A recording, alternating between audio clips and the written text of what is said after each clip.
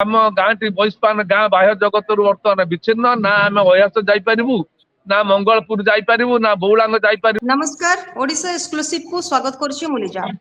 दर्शक बंधु बन्या परिस्थिति आम ओडिशा रे वर्तमान केमती अछि ताको अछपा नाही आपण टीवी रेडियो माध्यम रे खबर पाउचंदी। बन्यांचल रे लोक माने नाही नथिबा दुर्दशा भोगुचंदी किंतु मु आजी गोटे गांव को सामना करूछि आपण मानक सामना को जोटा होछि मल्लिकापुर ग्राम पंचायत रो बयस्पान ग्राम।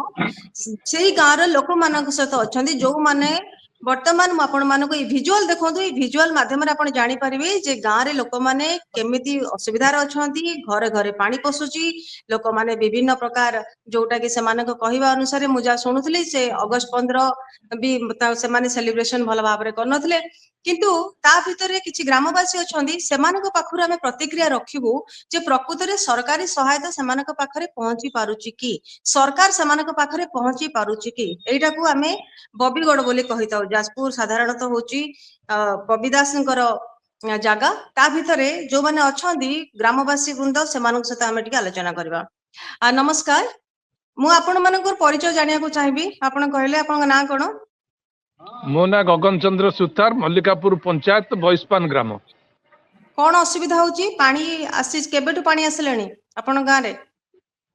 गोटे मास हम तो पानी प्राय आम गाँव में जमिक रही कंटिन्यूसली दी दिन मध्य छाड़ुची जदि पुणी तापर पानी लगी रही आमर विशेष असुविधा होची आम बैतरणी रु जो काणी नदी बाहरी काणी नदी गोटे काणी पारी माने ब्रह्मचारी पाटना ठारे गोटे घाई हल्ला पर पछपड़ा पाखरे से गोटे घाई हेबा पर बारंबार पानीटा गाँ भितर को मल्लिकापुर पंचायत दुदरांटा पंचायत इठी सुसुआ पंचायत कस्पा पंचायत तरपता पंचायत 5-7टी पंचायत रे पानी पूरा लागिकी रही। आगे सेटा ए जो पानी आसुची बड़ी पानी मु जते की अनुधान करूथले किछि वर्ष हला बोधे आसुची आगुरु तो आसु नथला किछि वर्ष तळे बड़ी पानी गाँ भितर कोन पसुथला? नहीं पानी आगुर आसु नथिला ए वर्ष जो धरणर पानी आसीची माने विगत 50 वर्ष पूर्व केबे भली पानी ही नथला। तार कारण आपण कहउचंदी सी जो घाई हिची सेति पई हाँ घाईटा एक तापरे जल स्तर आस्ते आस्ते माने प्रबल बेगरे आखुआ पदार्थ आमर जो आनिकट अच्छी बैतरणी जो बाहर आनिकट आखुआ पदार्थ से तो विपद संकेत 17 रही विपद संकेत 18, 19, 20, 21 पर्यंत हो जाउची विपद संकेत टपिक जल स्तर एते बढ़ी जाउची जा फल कि नई रे निष्कासन हवा संभव हेउना जा फल कि विभिन्न जगार कौन होची ना बंध भांगी जाउची जा फल कि प्रत्येक गाँव में जलमग्न हो जाउची प्रत्येक गाँ गुड़ाक जलमग्न हो जाउची जा फल लोक जनसाधारण असुविधार सम्मुखीन होउचंती। आपण ए सब बाबद रे आपण लेखिकी देइचंती आपण लोक प्रतिनिधि जे अछंती जो माने सरकार को गोटे चिट्ठी लेखिचंती जे कोन कोन असुविधा होउची ए सब कथा को बारंबार सरकार नजर को अणा जाइछि कलेक्टर आसुचंती बीडीओ भी आसुचंती प्रशासन बारंबार एठिके आसिकी एठी भी समस्त कथा पिकनिक देखुचंती एवं जानिकी सुनिकी जाउचंती बंध तदारक करिया पई आसुचंती सरकारी सहाय्य जत्किंचित सरकारी सहाय्य सेमिति जे यथेष्ट परिमाण सरकारी सहाय्य होइचे ता नुहे जहाँ सरकारी सहाय्य जतिकी मिलवा कथा से चूड़ा रंधन खाद्य इत्यादि मिलुछि आमे संपूर्ण भाबे मिली नाही मना करि परिबु जहा कि समुद्र को संपे रंधा खाइबा चूड़ा सुखिला खाद्य और रंधा खाद्य ए दुईटी खाद्य सरकार को तरफ रु मिलुछि ना नहीं? हम मिलुछि जोटा कि गाँ तो जलमग्न जोटी रंधा खाद्य कोठी करिकी देले देई हला भलिया गाँ को परिस्थिति से भलिया परिवेश कोठी नाही गाँ तो जलमग्न तेणु कह हाँ रंधा खाद्य दिया जाए जे संपूर्ण भाव दिया जाए आम मना करनु दिया चूड़ा भी दिया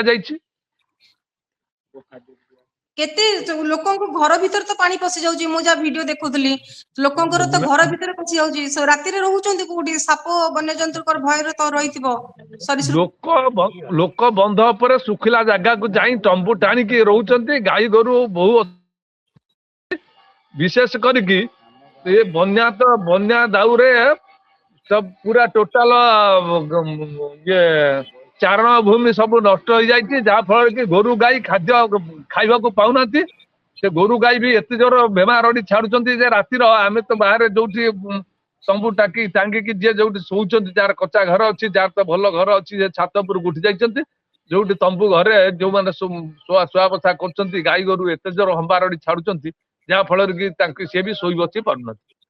ଏଇ ପ୍ରକାର କଣ ଏଇ ପରିସ୍ଥିତି ଯୋଉ ବଡି ପାଣି ଯୋଉ ଆସୁଛି ଆନିକଟ ଯୋଉ ଆପଣ କହୁଥିଲେ ଭାଙ୍ଗି ଯାଇଥିଲା ସେ ଆଖୁଆପଦା ପାଖରେ, କଣ ତାର ସ୍ଥାୟୀ ସମାଧାନ ହେଲେ ହେଇପାରିବ ବୋଲି ଆପଣ ମାନେ ଯାହା ଅନୁଧ୍ୟାନ କରୁଛନ୍ତି, ଯାହା ବିଚାର କରୁଛନ୍ତି, ନାଇଁ କଣ? ଆମର ବୈତରଣୀର ଦୁଇ ସାଇଟରେ ଯୋଉ ଆଜ୍ଞା ବନ୍ଧ ହେଇଛି ତାକୁ ଆହୁରି ମାନେ ସୁଦୃଢ କରିବାକୁ ପଡିବ ଏବଂ ଆଉ ଟିକେ ଉଚ୍ଚା କରିବାକୁ ପଡିବ, 2-3 ଫୁଟ ଉଚ୍ଚା କରିବାକୁ ପଡିବ ଆଉ ବୈତରଣୀ ବନ୍ଧକୁ। ଇଏ ଆଜ୍ଞା କଥା ହଉଛି କଥା। ଦ୍ଵିତୀୟ କଥା ହଉଛି କାଣୀ ନଦୀ କି ଭଲ ଭାବେ ତାକୁ, କାଣୀ ନଦୀ ଯୋଉ ବୈତରଣୀରୁ ବାହାରିଛି କାଣୀ ନଦୀ, ସେ କାଣୀ ନଦୀ କି ଭଲ ଭାବେ ସଫେଇ ନ କଲା ପର୍ଯ୍ୟନ୍ତ, ଯେମିତି ଚୀନର ଦୁଃଖ ହୋୟାଙ୍ଗ ହୋ ସେଇଭଳିଆ ଆମ ଏ ଅଞ୍ଚଳର ଦୁଃଖ ହଉଛି କାଣୀ ନଦୀ। କାଣୀ ନଦୀ କି ଯଦି ଭଲ ଭାବେ ସୁଦୃଢୀକରଣ କରା ଦୁଇ ସାଇଡର ବନ୍ଧକୁ ସୁଦୃଢୀକରଣ କରା ନଯିବ ଏବଂ କାଣୀ ନଦୀ କି ଯଦି ସଫେଇ କରା ନଯାଏ, କାଣୀ ନଦୀ ମୁହଁରେ ଯଦି ଗୋଟେ ଆନିକଟ କରା ନଯାଏ, ତାହେଲେ ଏ ବନ୍ୟା ଦାଉରୁ ଏ ଅଞ୍ଚଳ କେବେ ବି ମୁକ୍ତି ପାଇବ ନାହିଁ।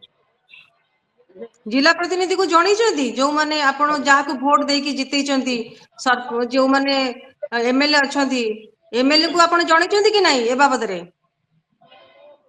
ହଁ, ବିଧାୟକ ନିଜେ ଆସିକି ବୁଲିକି ଏ ଅଞ୍ଚଳର ସମସ୍ତ ସମସ୍ୟା ଜାଣିଛନ୍ତି।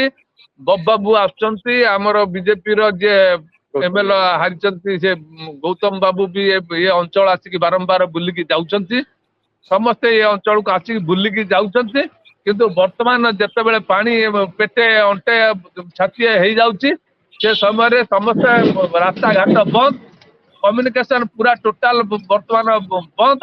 ଆମେ ଯେ କି ଏ ଅଞ୍ଚଳ ଯୋଉ ଅଛୁ, ଆମ ଗାଁଟି ବୈସ୍ପାନ ଗାଁ ବାହ୍ୟ ଜଗତରୁ ବର୍ତ୍ତମାନ ବିଚ୍ଛିନ୍ନ। ନା ଆମେ ଅୟାସ ଯାଇପାରିବୁ, ନା ମଙ୍ଗଳପୁର ଯାଇପାରିବୁ, ନା ବଉଳାଙ୍ଗ ଯାଇପାରିବୁ, ନା ଯାଜପୁର କାଟିଆ କୋଉଠିକି ଯାଇପାରିବୁ।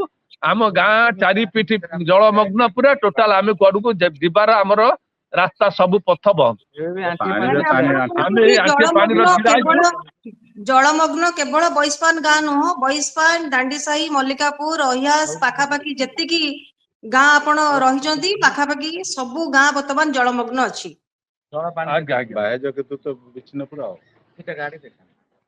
ଆପଣ ମାନେ ଯୋଉମାନେ ଅଛନ୍ତି ଗ୍ରାମବାସୀ ମାନେ, ସେମାନଙ୍କ ଖାଦ୍ୟ ପାଇଁ ବ୍ୟବସ୍ଥା ଆଜି ରାତି ପାଇଁ ହେଇଛି ନା ନାଇଁ? ନା ରାତି ବର୍ତ୍ତମାନ ପାଣି ବଢିବାର ସମସ୍ୟା କିଛି ଆଶଙ୍କା ଦେଖା ଯାଉଛି କି?